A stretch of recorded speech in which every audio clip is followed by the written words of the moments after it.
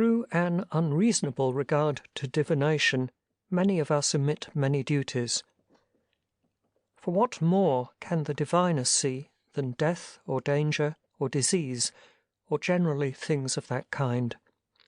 If, then, I must expose myself to danger for a friend, and if it is my duty even to die for him, what need have I then for divination? Have I not within me a diviner who has told me the nature of good and of evil, and has explained to me the signs or marks of both? What need have I then to consult the viscera of victims or the flight of birds? And why do I submit when he says, "It is for your interest"?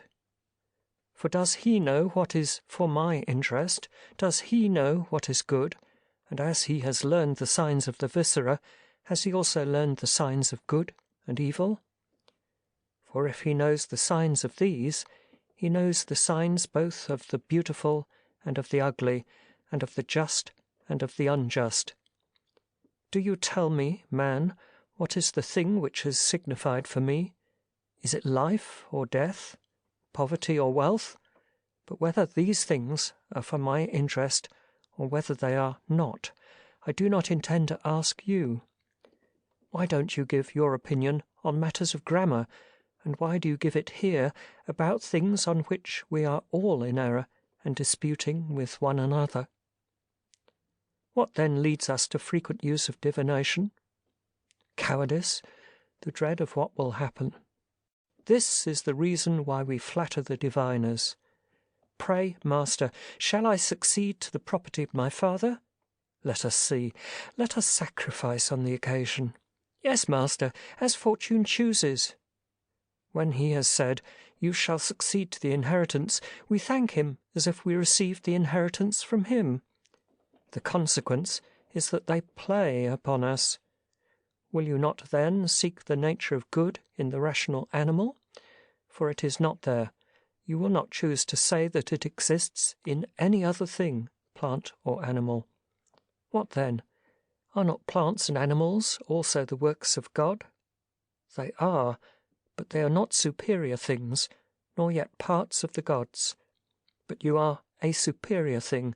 You are a portion separated from the deity.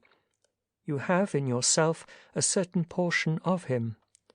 Why then are you ignorant of your own noble descent? Why do you not know whence you came? Will you not remember when you are eating who you are who eat and whom you feed? When you are in social intercourse, when you are exercising yourself, when you are engaged in discussion, know you not that you are nourishing a god, that you are exercising a god? Wretch, you are carrying about a god with you, and you know it not. Do you think that I mean some god of silver or of gold, and external? You carry him within yourself, and you perceive not that you are polluting him by impure thoughts and dirty deeds. And if an image of God were present, you would not dare to do any of the things which you are doing. But when God himself is present within, and sees all and hears all, you are not ashamed of thinking such things and doing such things, ignorant as you are of your own nature, and subject to the anger of God. Then why do we fear when we are sending a young man from the school into active life, lest he should do anything improperly, eat improperly, have improper intercourse with women, and lest the rags in which he is wrapped should debase him, lest fine garments should make him proud? This youth, if he acts thus, does not know his own God. He knows not with whom he sets out into the world. But can we endure when he says, "I wish I had you, God, within me"? Have you not God within you, and do you seek for any other when you have him? Or will God tell you anything else than this? If you were a statue of Phidias, either Athena or Zeus, you would think both of yourself and of the artist, and if you had any understanding, power of perception, you would try to do nothing unworthy of him who made you or of yourself, and try not to appear in an unbecoming dress, attitude, to those who look upon you. But now, because Zeus has made you, for this reason do you care not how you shall appear? And yet is the artist, in the one case, like the artist in the other? Or the work in the one case like the other? And what work of an artist, for instance, has in itself the faculties which the artist shows in making it? Is it not marble or bronze or gold or ivory?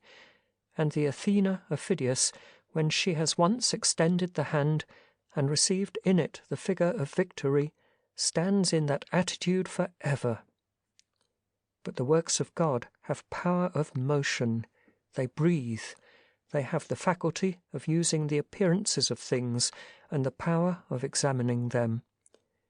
Being the work of such an artist, do you dishonour him? And what shall I say? Not only that he has made you, but also entrusted you to yourself, and made you a deposit to yourself? Will you not think of this too? But do you also dishonour your guardianship? But if God had entrusted an orphan to you, would you thus neglect him? He has delivered yourself to your own care, and says, I had no one fitter to entrust him to than yourself. Keep him for me such as he is by nature, modest, faithful, erect, unterrified, free from passion and perturbation. And then you do not keep him such. But some will say, whence has this fellow got the arrogance which he displays, and these supercilious looks? I have not yet so much gravity as befits a philosopher, for I do not yet feel confidence in what I have learned, and in what I have assented to. I still fear my own weakness. Let me get confidence, and then you shall see a countenance such as I ought to have, and an attitude such as I ought to have. Then I will show you the statue when it is perfected, when it is polished. What do you expect? A supercilious countenance? Does the Zeus at Olympia lift up his brow? No, his look is fixed, as becomes him who is ready to say, Irrevocable is my word and shall not fail. Iliad 1, 5-6. Such will I show myself to you, faithful, modest, noble, free from perturbation. What, and immortal too, except from old age and from sickness? No, but dying as becomes a god, sickening as becomes a god. This power I possess, this I can do, but the rest I do not possess, nor can I do. I will show the nerves, strength, of a philosopher. What nerves are these? A desire never disappointed, an aversion which never falls on that which it would avoid, a proper pursuit, a diligent purpose, an assent which is not rash. These you shall see.